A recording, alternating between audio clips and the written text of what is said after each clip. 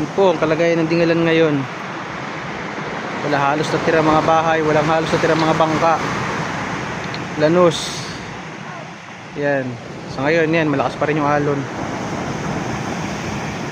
Salamat na lang nalusaw yung hangin na malakas. Yan, pero talaga mga kabuhayan ng mga isda na wala. So ayan silang lahat durog, sobra. Nandun yan, Barangay Paltik. Grabe. Yun yung feeder port wasak,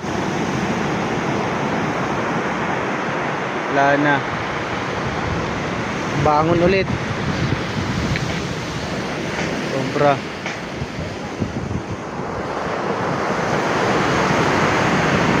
Ayan, grabe. Ayan, hanggang dun sobrang lakas.